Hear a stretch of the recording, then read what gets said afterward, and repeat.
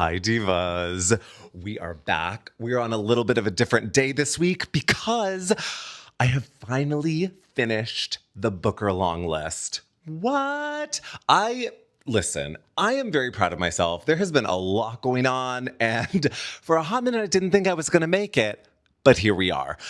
All that said, I have talked about the first 6 books on this video here, so go check that out. And today we are going to talk about the rest of the long list as well as my predictions for the short list. I just thought it was better to do it all in one video. Like, why split all this up? You know what I'm saying?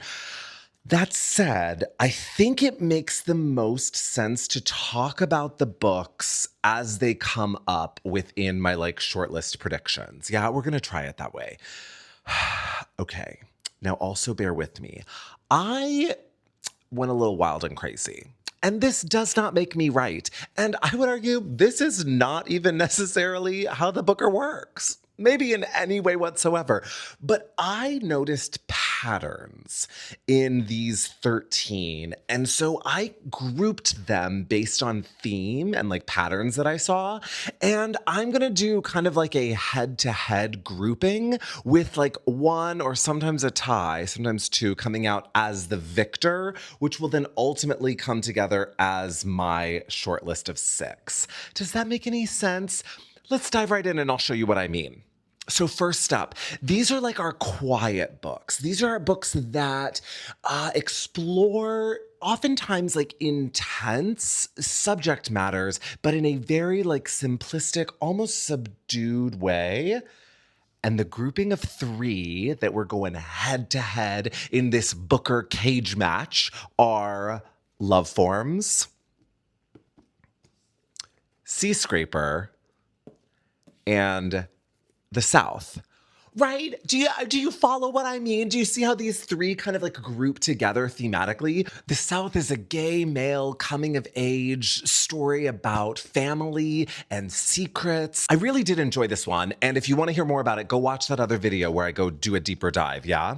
Also, where I did a deeper dive on Love Forms. Yes, loved this one. This is a tale of a Trinidadian woman who gives up her child for adoption on her own volition, manipulated by others, told by others, who's to say. This one is tricky because I think that 30,000-foot view, it's quiet, but there is a boiling tempest underneath that really threatens to just unravel everything that this family has known, yes? Again, also a family epic. And then Seascraper. Now, this one I've not talked about yet. This book is about a small town shrimper who is forced to come face to face with the realities of his choices or what he has perceived as his lack of choice. And I think it really begs the question, do we need a massive life event to upend everything we've ever known? Or is all that's required a perspective shift? Yeah? The prose is so gorgeous. I really do think it's lovely. I will say, I think they played around with some themes and maybe some foreshadowing here and there that was a little heavy-handed and just a little maybe just on the nose. It felt a little bit wink wink, right? A perfect, honestly, a book to be taught in English class because it felt very much we're laying this here, this might come up later, you know what I'm saying? And not in a pejorative way. It just felt a little obvious at times. That said, I did love it. I thought it was really beautiful. I loved the reading experience. I was a little emotional at the end. I think it took some nice turns here and there that were some expected but handled really successfully, and some that were a little more surprising. Yeah, I really think it's worth your time, and it's a one-sitting book, and so in that way, it's very worth the investment, right? This isn't something epic that's going to stretch you weeks to get through. Yeah, no. So loved. All right, so if we're imagining the cage match between these 3 quiet reads from the Booker long list, for me, Love Forms is coming out the victor.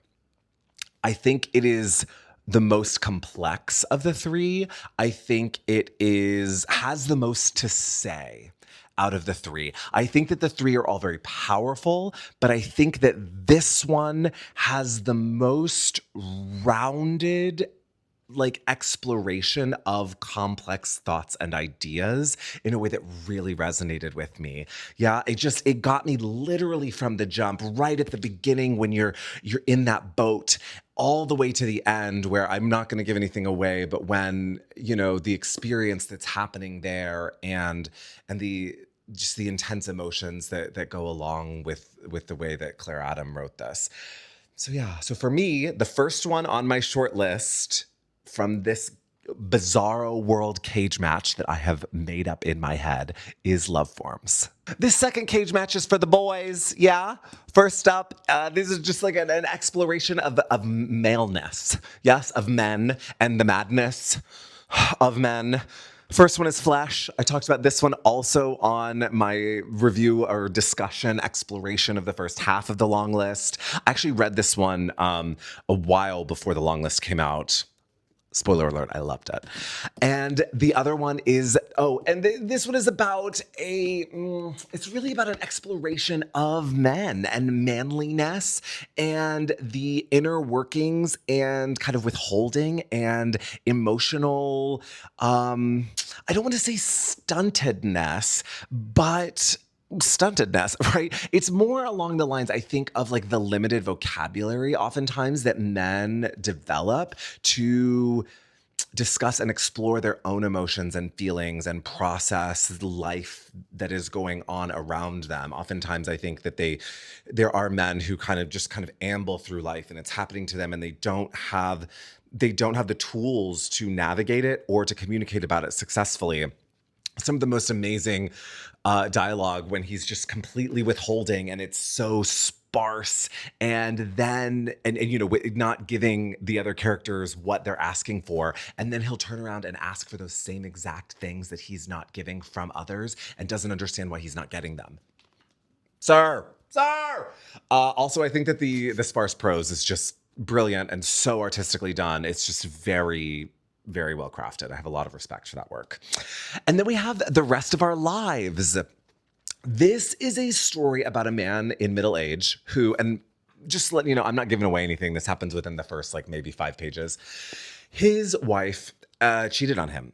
And he made a commitment to himself that he was going to stay with her until the kids went off to college. And then the book picks up, the kids are going off to college. And so he's kind of at this crossroads of what does he want to do? Where does he want to go?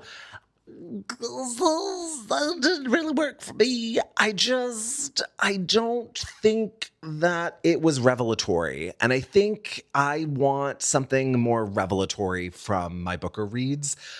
Is that fair? I don't know. So all that said, would I judge it as harshly if it was not on the Booker long list? Probably not. But this is our reality, yeah? That said, the prose is excellent. And I think that the way that it's crafted, it really is just flows so beautifully from beginning to end. And I think that this author-editor combo is truly a match made in heaven. And you just feel it with just the seamless prose as it's driving all the way to the end.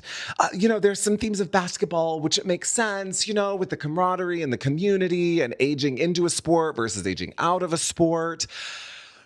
I understand, I also don't know if it quite landed for me, if I'm being really honest. I also feel like the main character is writing a book about basketball and pickup games across the country, and I did wonder a couple times is that the book that the author actually pitched and they told him no, just kind of like the guy in the book, and this was his way of getting around it because he still thought it was a good idea, and so he just couched that book within this book. I don't know, but it didn't really land. So all of that to say, no surprise here, but for me, Flesh wins this made-up cage match. This next grouping is what I'm calling our commentaries, yeah? And listen, is that delineation a little loose? Sure is. We are just making things up over here. I'm just kidding. I've actually put a lot of thought into this. But I think that each one of these titles comments on a different aspect of life in a very unique way. You could argue that all of these books are doing that, but I feel that these three do it in a very pointed way, right? The first one is Audition. I think that this book, which I talk more about in that other video, is really going into a commentary on dementia and mental health. And I think that that is what we're saying here. I'm very excited to reread this. I'm going to an event with Miss Katie Kitamura up at Columbia later this week, and I am so excited. I wonder if she'll be doing a signing. I kind of hope so. I'm going to bring my book. And oh, this one's already signed. Shh. I don't know. I got it. I think I got it. I don't know. At the Strand? Did I get it at the Strand? Oh no, Elliott Bay. It was signed at Elliott Bay.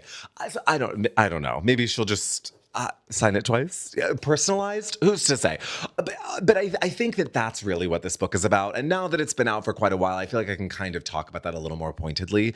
I'm also very excited to reread it. I told myself I was going to reread it if it was shortlisted. I may reread it anyways because it's really intriguing to me and I haven't stopped thinking about it. And I want to read the first part again after having read the second part, right? Remember, there's a big narrative shift in the middle. It's a narrative shift that for me really worked and really landed. I thought it was really, really well done. More yapping on that other vid. Okay, next up in this cage match, Misinterpretation. I think that this book is talking about communication, yeah, and withholding and miscommunication, and I think that is really at the core of what this book is doing and saying. Yes, this I enjoyed. It's kind of like a capital L literature, like noir thriller. There's just very like noir elements about it, very much like coincidental things that are occurring, but in an almost like tongue-in-cheek way. Like I feel like oftentimes there would be these like coincidences, and the author would almost just kind of give us a little bit of a wink, like, yes, I know. This is for the plot / this is saying something here. Like, you know what I mean? Like, we're not just doing it because it's convenient. We are doing it for the plot, but it's to convey this specific message. Yeah. And that I really liked. I think that there are certain things that we could unpack here. I would love to have seen the relationship between the protagonist and her husband fleshed out more. I think that there was some like weird tension there, and particularly with he would kind of go away for like long stretches, and it would be like, well, why? But it did, to that end, like now I'm arguing with myself, right? But to me, that maybe added to some of the noir elements in the sense that it kind of suspended time and reality a little bit in ways that you may not have been able to do had those elements been like super realistic, yeah?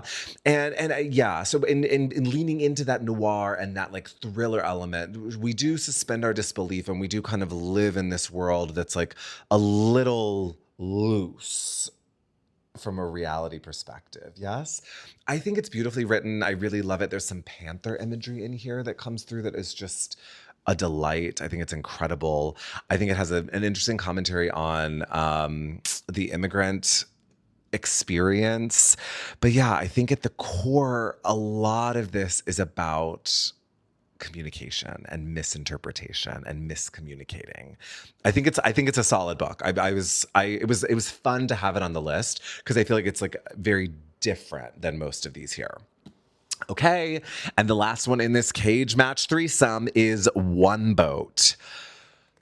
This is a meditation on death.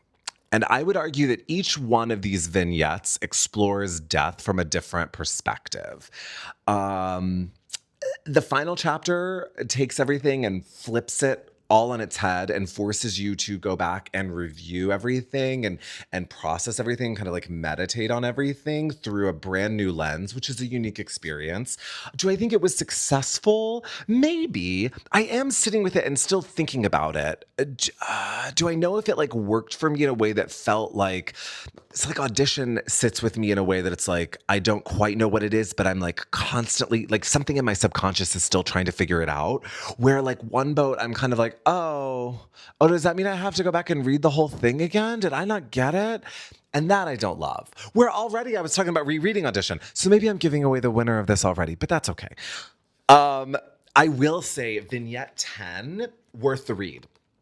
even if you can get your hand on it and just read Vignette 10, I think it's gorgeous. I think it's beautiful. I think it really explores both death, but also just kind of like a lot of amazing themes about life and existence. Our protagonist is returning to a town in Greece to grieve the loss of, I think it's her father. Yeah, her father.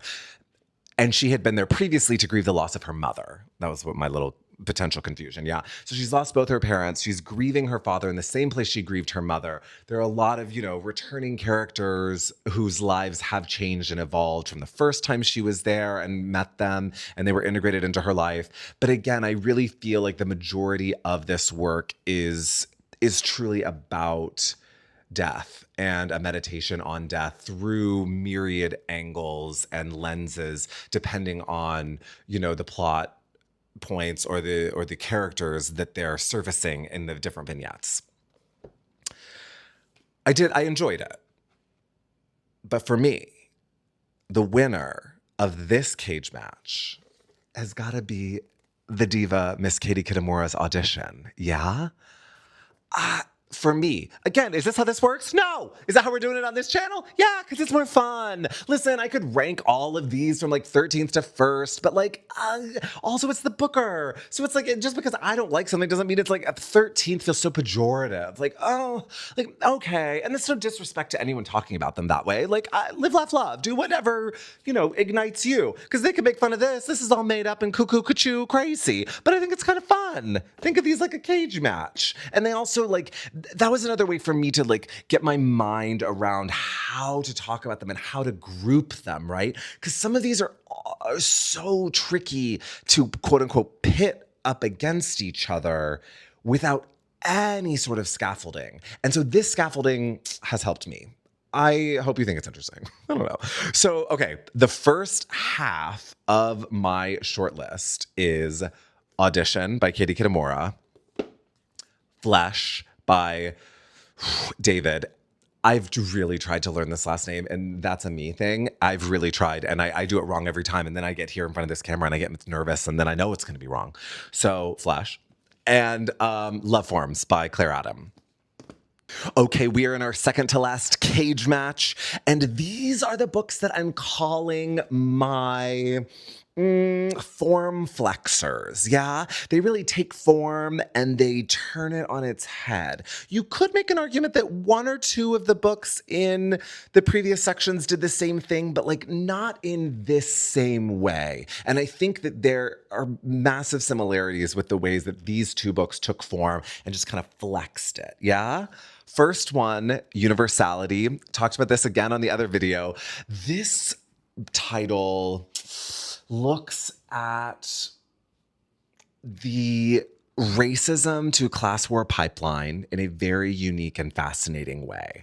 The first chunk of this book is an article. Yeah. So you're reading an article. This is part of the form flexor. Yeah. You're reading an article. You're reading an article that the protagonist has written.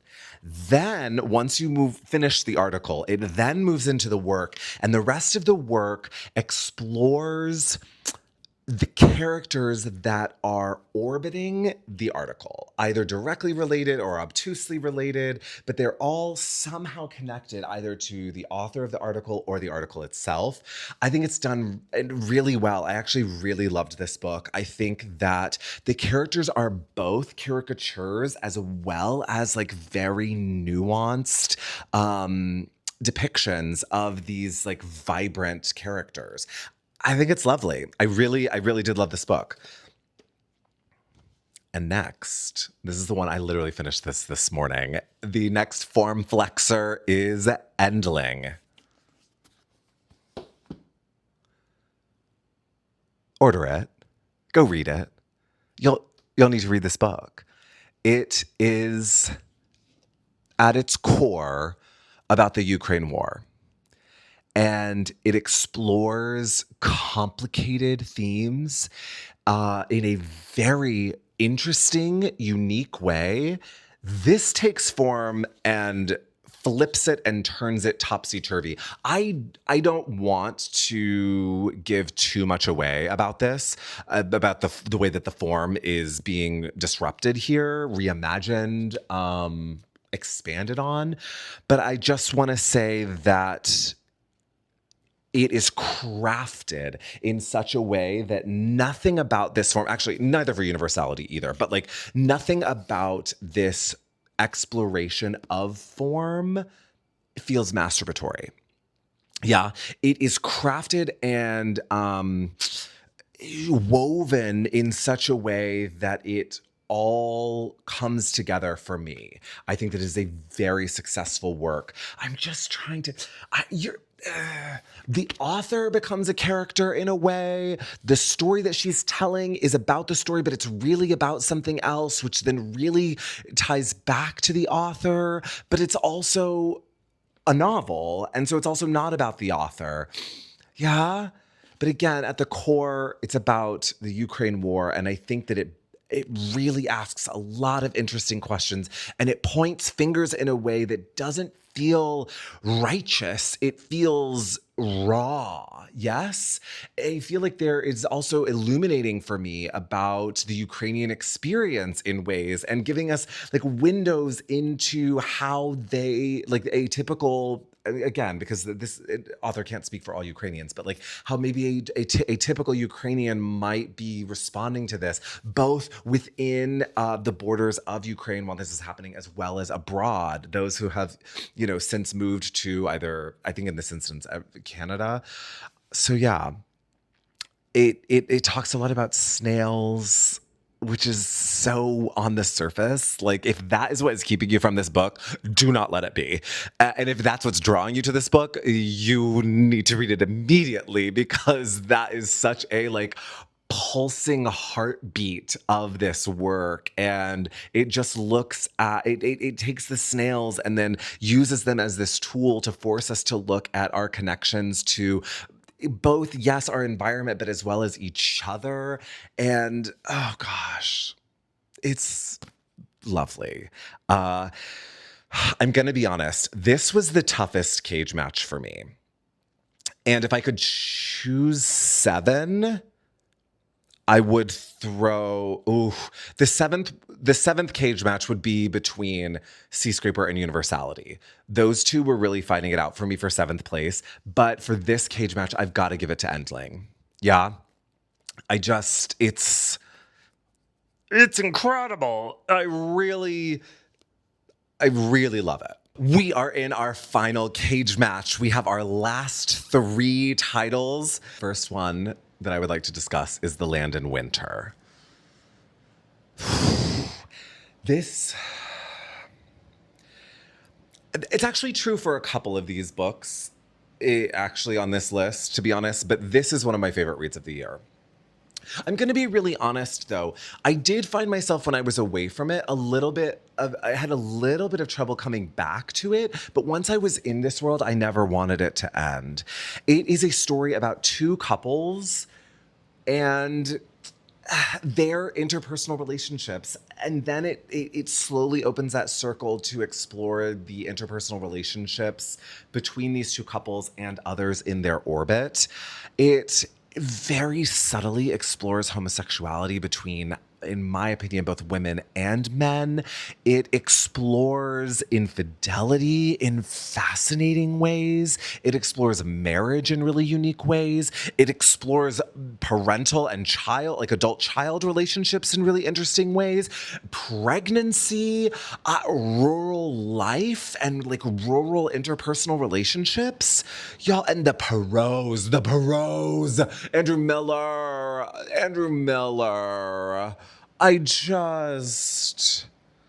It's so good. It's so good. And don't let this cover fool you. If you're watching in the U.S., the U.S. has got a great cover coming out. Maybe it's in a little bit. So if you want to read it now, read it now. You can get it on Blackwell's. It will have this cover, but the U.S. cover is incredible. I don't want to give anything else away, but that it explores mental health in fascinating ways. Oh, there is one element of this book that didn't quite land for me. It was so overshadowed by everything else that I forgave it. But there was one thing that felt a little like, wait, what? And it could have been a little bit because of what came before it. We were exploring some mental health, and then we like switch in this one chapter in a setting that made me feel a little thrown, where I was like, oh, is this the person who was dealing with some of these mental health, with the mental health crisis? And that wasn't the case, but it took me, I think, too long to like sit with that. But that's like the one like minor critique. The rest of it was incredible. And y'all, I finished the honker and a half that is The Loneliness of Sonia and Sunny. Miss Desai, thank you. I'm going to get emotional, but I'm going to try not to, because people crying on the internet makes me uncomfortable. I am so grateful that you shared your art with us. This feels so personal and so epic in its creation. I am in awe and am so grateful to have encountered this book. Okay. I did it like a fast and furious like exploration of this on some of my other social accounts, but here expanding a little bit more, I think this book is a little tricky to describe and like to distill in a really succinct way, but I came up with this analogy, and for me, it brought it into sharp focus. So if y'all have read it, you let me know in the comments whether or not you agree with this, okay? I'm using astrology, so you can roll your eyes now, but go with me on this journey, okay? If it's not your thing. If astrology is your thing, hi, welcome. I'm so glad we found each other. Okay, sun sign. That's like stereotypically when someone is like for me, like I'm an Aries, where it's you, if you're born on certain days and someone will say that's their sign, that is when people are talking about when they say their sun sign. So their sun sign is like what you show to the world and like how you're like kind of immediately perceived, right? This book's sun sign is a beautifully written love story. On it's just on how it just like shows itself to the world. It is a beautifully written love story about Sonia and Sunny and their exploration of finding each other and the will they, won't they, the push and pull, the familial dynamics of all of that, through a brilliantly, intelligently written yet impossibly consumable work. Yes? Now, in astrology, you have your big three. So you have your sun sign, which most people know as like a quick Google to know what your sun sign is based on birth date. Now your rising sign is you won't know unless you can give the exact time and city that you're born in, yes? And that is like who you truly are inside. So the sun sign is who you show everybody, and the rising sign is like who you really are in your depths, and also oftentimes like who you grow into, yes? The Loneliness of Sonia and Sunny's rising sign is a fairy tale / fable. Crazy, right? There are elements of magical realism that are woven throughout this book. They actually, I don't feel like they start at the top. They like slowly get woven in after she's already like sucked you in and built trust. Then she starts to weave in some magical realism, which really gives this fairy tale fable experience. And it's so interesting because I was having coffee with a friend and I described this, who's very closely related to this book. And I was describing it. I was like, there's something about this almost feels like a fairy tale. And it was before a lot of the magical realism. And now, once I really got to that and once I finished it, I was like, I knew it. I knew that, like, at its core, this is what this book was trying to do. And I just think it's done so successfully. Yes, I think it is a beautiful fable, fairy tale about humanity and humans, because I want to wait to get to the moon sign because that will really give us the 360-degree view, yeah? And it's this fairy tale fable about humanity and our existence here on Earth, and just a wild, crazy look at it that employs magical realism through these very specific elements that I think are done really successfully. And then when you also type in the time and city of your birth, you can also get what your moon sign is. And your moon sign is stereotypically like how you process emotions. And this book's moon sign is a story of loneliness. And she explores loneliness through every possible lens you could imagine. I feel like at the core of each one of these sections, and there are many, it is an exploration of loneliness through the tale that's being told, yes? And it explores it through parent-child relationships, both from the parent perspective as well as the adult-child's perspective. It explores loneliness through being in a relationship versus being single. It explores loneliness as an immigrant. It explores loneliness from being wealthy to being destitute. It explores loneliness from being physically lonely as well as being lonely when you're around others. It's just... that is the only way I think I can describe this book. Sun sign, a love story. Rising sign, a fairy tale fable. And moon sign, a beautiful tale of loneliness. It's worth the investment. You know what I mean? The published book might, I don't know if it has this many pages, because I know that I saw a version of it and at least the pages are much thinner, so it doesn't appear this large. This copy is almost 700 pages. I wouldn't tell you that it was worth it if it was a 700-page book unless it's like really worth it, right? Like some of these, like, you're not gonna, you might hate Audition, but it's not like an extreme investment. You know what I mean? Like You Would Be Wrong from Love, but like, you know what I mean? It's not an extreme investment, where this is an extreme investment, but I promise you it's worth it. Also, and I didn't really talk about this on my other channels, but this is a book for languishing. Yes, I wanted to bathe in this reading experience, and I would suggest doing the same. I finished it a little quicker, I think, than I would, which is wild because I've had it for a long time, to be honest. But I finished it maybe a scotch quicker than I would have because of this like arbitrary deadline I set for myself for wanting to read these before the shortlist is announced. But it's a book for languishing. It's a book for reveling in. It's a book for experiencing. Yeah. Anyways, I could talk about that for literally a day and a half. And so we will get to our final member of this final cage match, and that is Flashlight. I talked about this in my other video. This work is not for me. There are many issues I take with it. I think it is overwritten. I don't think that the complicated characters are written in a way that really pays off in the end. I don't think that I think that, and this is bold, I feel folks that liked this liked it for the concept of the story. The story is great. The themes I love.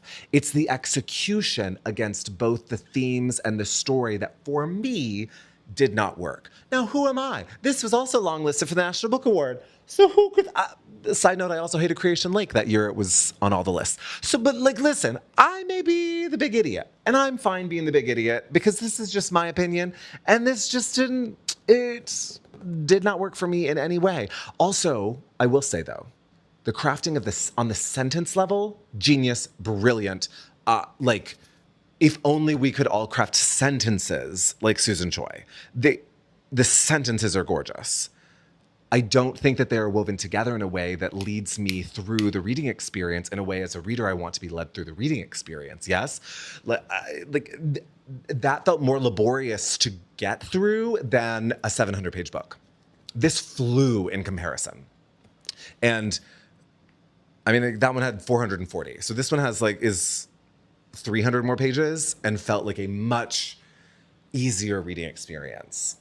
And listen, I love heady little septology. Where is that behind me? I love heady. I love thick prose. I love nice, crunchy verbiage. Just didn't hit the mark for me. So I don't know if you noticed, but we have only announced 4 titles on the royal we, have only announced 4 titles on my shortlist, which means that in our final cage match of 3, we have a tie. The Loneliness of Sonia and Sunny, and The Land in Winter.